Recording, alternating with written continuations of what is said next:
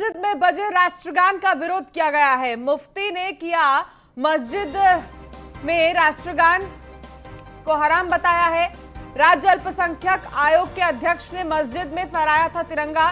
ध्वजारोहण के साथ हिंदुस्तान जिंदाबाद के नारे लगे थे। चेयरमैन असलम कुरैशी को मुफ्ती ने फोन कर विरोध किया है। कहा हराम काम हुआ है, अल्लाह के कहर को दावत न दीजिए।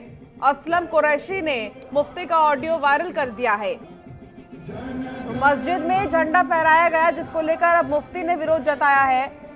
राष्ट्रगान का एक ऐसा सम्मान है कि एक तरफ पूरा देश स्वतंत्रता दिवस मना रहा है, आजादी का जश्न मना रहा है, तो दूसरी तरफ आगरा में इस तरह की तस्वीर सामने आई है, जहां यहां पर मस्जिद में लोग खुशी से झूम रहे हैं, तिरंगा फहरा रहे हैं। लेकिन जामा मस्जिद में राष्ट्रगान का विरोध किया है मुफ्ती ने।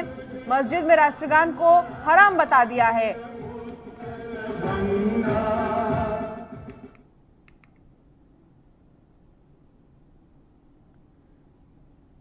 तो ये वीडियो आप देख रहे हैं, ये आगरा में मस्जिद में तिरंगा फहराया गया। असलम साहिब, जामे मस्जिद की बेहुरमती न कीजिए, न कराइए किसी से। वहां जो जनगणमन हुआ है कतन हराम काम हुआ है, गुनाह कबीरा। अल्लाह ताला के कहर को दावत न दीजिए, डरिए अल्लाह से। अल्लाह की पकड़ बहुत सख्त है। असलम साहिब, जामे मस्जिद की बेहुरमती न कीजिए, न कराइए किसी से। वहां जो जनगणमन हुआ है कतन हराम काम हुआ है, गुनाह कबीरा। अल्लाह ताला के कहर को दावत न दीजिए, डरिए अल्लाह से। अल्लाह की पकड़ बहुत सख्त है। तो राष्ट्रगान का ये कैसा सम्मान है, ये सबसे बड़ा सवाल है। वीडियो अब वायरल हो रहा है।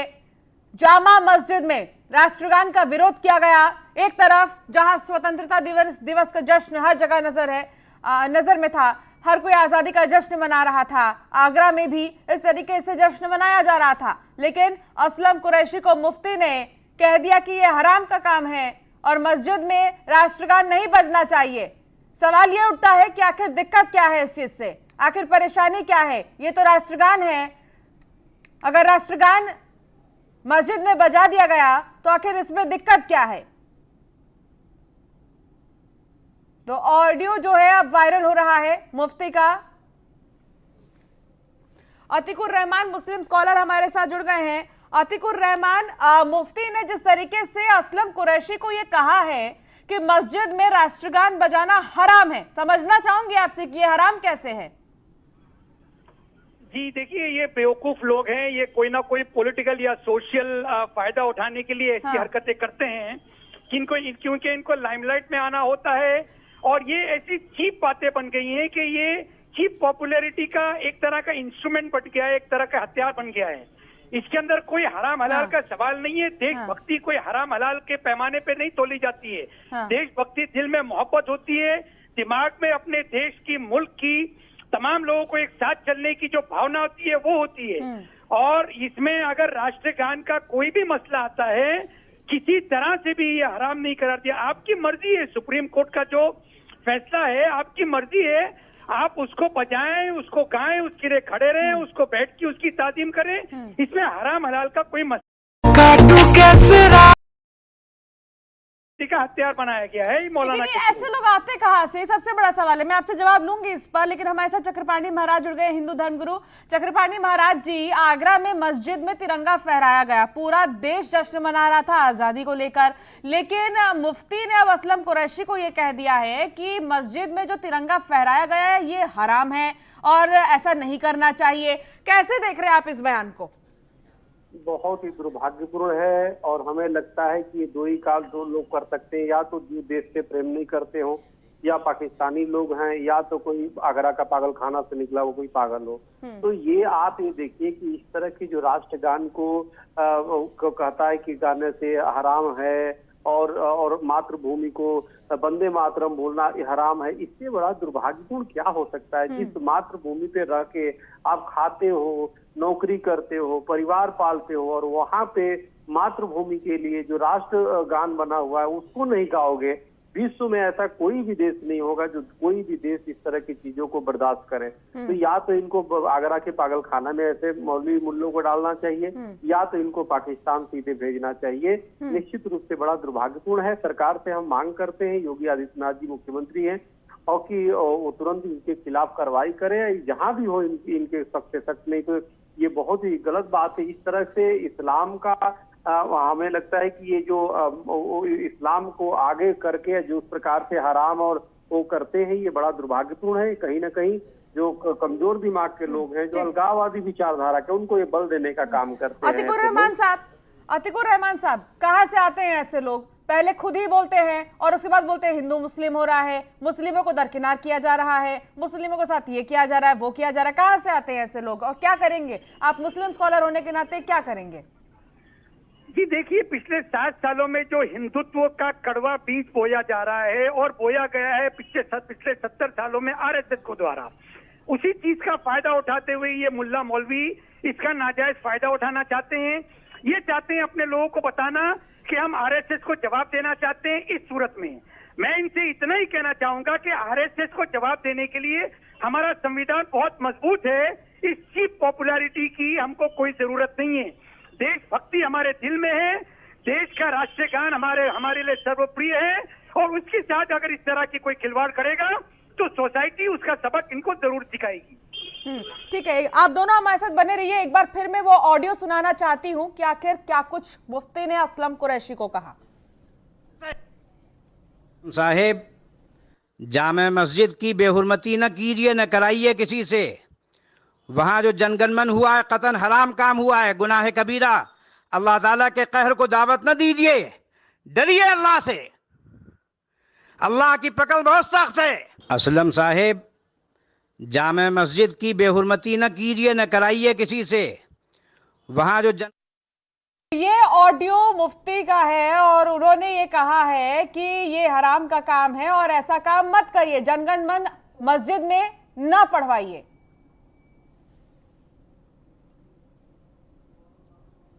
असलम साहेब, जामे मस्जिद की बेहुरमती न कीजिए, न कराइए किसी से।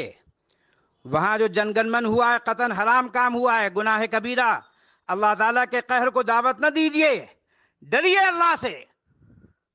अल्लाह तो माहौल खराब करने की कोशिश हम कह सकते हैं, क्योंकि आप सुन सकते हैं ऑडियो में क्या कुछ कहा जा रहा है। चक्रपाणी महाराज जी हमारे साथ लगातार जुड़े हुए। चक्रपाणी महाराज जी, एक तरफ तो लगातार खुद ही इस तरीके के बयान लोग देते हैं और बाद में कहते हैं हिंदू मुस्लिम किया जा रहा है।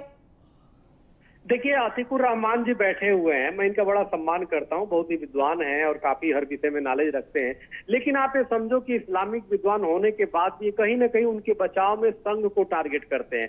भाई, अगर जो ये इस तरह की कड़वा जहर उगलने का काम जो दूसरे मौलाना कर रहे हैं, अगर आप सीधे इनकी बातें करते, इनकी सीधी आलोचना करते, इनके खिलाफ आप फतवा देते, बात बात में तो आप किसी चीज को आप वो करते हो, लेकिन इनको काटने के लिए आप बीच में संघ को लेते आते हैं। अब संघ और यहाँ से कहाँ आ गए, हिंदू महासभा कहां से आ गए?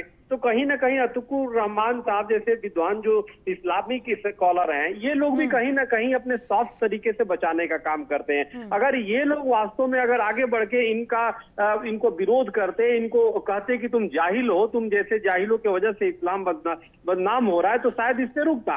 लेकिन ये लोग जानबूझ करके संघ इनकी कमियों को ढकने के लिए संघ को, हिंदू महासभा और तमाम हिंदू संगठनों को लेकर के कर देते हैं। तो कहीं ना कहीं इस्लामिक जो विद्वान हैं, अतिकुर रहमान जैसे लोग, ये लोग इनको बचाव करते हैं। हम तो सरकार से मांग करते हैं, योगी आदित्यनाथ जी से मांग करते हैं कि तत्काल इस मौलाना के खिलाफ कार्रवाई किया जाए। जो भी इन्होंने इस तरह की भाषा का प्रयोग किया है कि ये और राष्ट्रगान का अपमान किया है, इनके खिलाफ कार्रवाई किया जाए, तभी कुछ हो सकता है।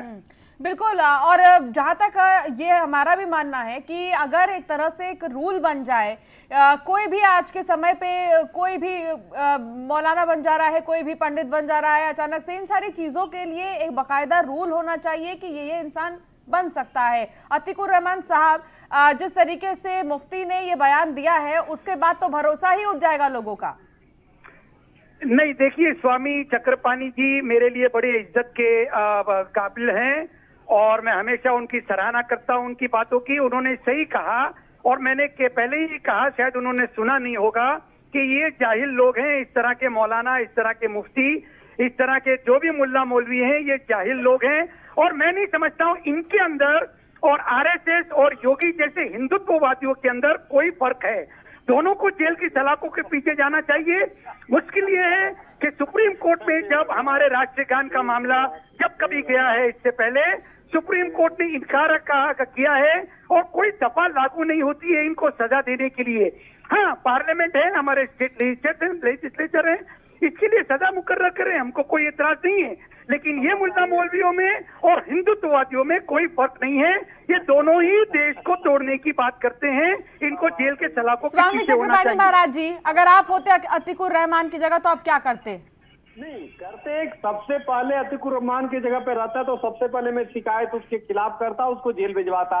और हाँ। हम योगी आदित्यनाथ नहीं, जी और कोई संघ दफा लागू नहीं की और होती है, स्वामी जी। सुन लीजिए स्वामी जी, कोई दफा लागू नहीं होती। बताइए, जेल के पीछे जाने के लिए कौन सी दफा लगाएंगे? ये आईपीसी तो है नहीं। सुन लीजिए, अब जो आप हिंदूवादियों को भी उनके साथ जोड़ रहे हैं, ये हम नहीं करते भाई। अपराध जो कर रहा है वो अपराधी है, चाहे वो कोई भी हो। और दूसरी बात, अभी तो मुफ्ती साहब ने इस तरह की घटिया काम किया है, राष्ट्रगान का अपमान किया, उनकी बात करिए। अब ये तो ये हो गया कि कोई अगर जो हिंदू गलत करे फिर मैं आपको जोड़ने लगूं। नहीं, कड़वाहट तो आपने फैलाई है 7 सालों से। गंदगी आप फैलाते हैं और सफाई करने हमसे कहते हैं। ठीक है, चलिए साथ में मिलना चाहेंगे, साथ में मिलकर दोनों का सफाया हम करेंगे। मैं आपके साथ कंधे से कंधा मिलाने को तैयार हूँ। स्वामी जी, जो आप क्या गंदगी करते? योगी जी ने फैलाई स्वामी है, जी, आप क्या करते? जो स्वामी चक्रपाणी हिंदुत्ववादियों ने महाराज जी, फैलाई है, आप क्या और करते? आप मिलकर इसकी सफाई करते हैं। मैं ऐसे मुफ्ती को जो बयान देते हैं इनके खिलाफ सिर्फ बोलते नहीं, इनको जेल में ठुकवाते या पागलखाना में, आगरा के पागलखाना में भर्ती कराते। और लेकिन दुर्भाग्य यही है कि अतीकुर रहमान जैसे विद्वान स्कॉलर जैसे लोग निश्चित रूप से कहीं न कहीं जब हिंदू संगठनों से उसकी तुलना कर देते हैं तो उसको कहीं न कहीं बचाव मिल जाता है। तो इस तरह की बातें नहीं बोलनी चाहिए। मैं पुनः एक बार अतीकुर रहमान साहब से कहूंगा कि इस तरह की भाषा ये तालिबानी भाषा है, ये एक नफरत वाली भाषा है, ये गलत सोच और इनको कहीं न कहीं जाहिलों को बचाने वाली भाषा है। अतीकुर रहमान साहब, यही कहना है स्वामी जी का कि आप उनको बचाने, मतलब आप उनको आरोपी कहिए, अपराधी कहिए उनको, ना कि हिंदू संगठन से इस चीज को कंपेयर करिए। बिल्कुल जी, मैं तो कह रहा हूँ ना आप समझ पा रही हैं, ना स्वामी जी समझ पा रहे हैं। मैं तो समझ रही हूँ, इनको जेल के पीछे रहना चाहिए। मुश्किल ये है कि कौन सी आईपीसी लगाएंगे इनके पीछे, और जो आईपीसी इनके पीछे लगाएंगे आप, वो आईपीसी हिंदुत्ववादियों के पीछे भी लगना चाहिए, योगी सरकार के तमाम मिनिस्टर्स के पीछे लगना चाहिए। वो तमाम जो कड़वाहट उन्होंने फैलाई है पिछले 7 सालों में, मैं तो कह रहा हूँ मैं आपके साथ मिलकर ये कड़वाहट दूर करने के लिए तैयार हूँ। क्या आप मेरा साथ देंगे? चाहिए, दोनों के दोनों समाज तोड़ने वाली ताकतों को हम समाप्त करते हैं। अतीकुर रहमान जी, आप कह रहे हैं कौन सी आईपीसी लगनी चाहिए? आप पहले शिकायत तो करिए, बाकी काम पुलिस देखेगी। नहीं, हम जानते हैं सुप्रीम कोर्ट के तहत इसको छूट दी गई है, लेकिन ये जो हराम करार दिया गया है ये कम्युनिटी मानने वाली नहीं है। सवाल ये है अतीकुर रहमान जी कि राष्ट्रगान को लेकर अगर मस्जिद में इस तरीके से किया गया है व्यवहार, तो फिर आप शिकायत करिए। क्यों, क्या आईपीसी लगेगी, क्या शिकायत, क्या सजा दी जाएगी, तो पुलिस देखेगी। हमारा हिंदू समाज अच्छी तरह से इनसे वाकिफ हो गया है। ये समाज तोड़ने वाली ताकतों का हम साथ नहीं देंगे। इनकी बातों में, इनके छलावों में हम नहीं आएंगे। हमारी 21st सेंचुरी की प्रायोरिटीज ये है ही नहीं, तो हम इनकी बात क्यों मानेंगे?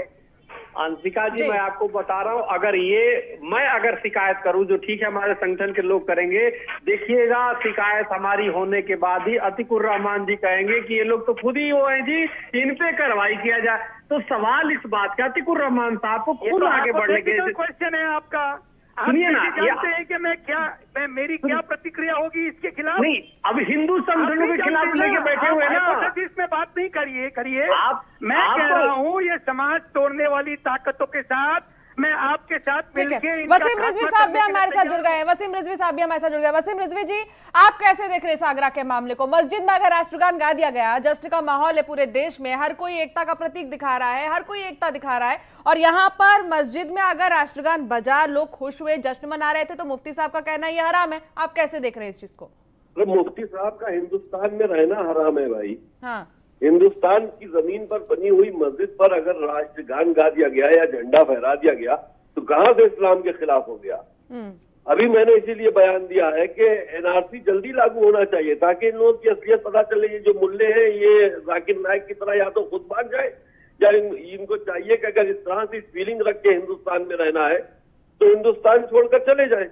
ये कौन सी बात होती है कि जिस जमीन के ऊपर आप मस्जिद बनाए हुए हैं, जिस जमीन के ऊपर आप सजदा कर रहे हैं, अगर उस जमीन का राष्ट्रीय ध्वज अगर मस्जिद के ऊपर फहरा दिया गया तो आप उसको हराम करें। हराम आपकी मानसिकता है। ठीक है, वसीम रिजवी जी आप हमारे साथ जुड़े हैं, चक्रपाणी महाराज जी हमारे साथ जुड़े हैं, अतीकुर रहमान हमारे साथ जुड़े हुए हैं। मैं एक बार फिर वो ऑडियो सुनवाना चाहती हूँ कि क्या बोला गया है।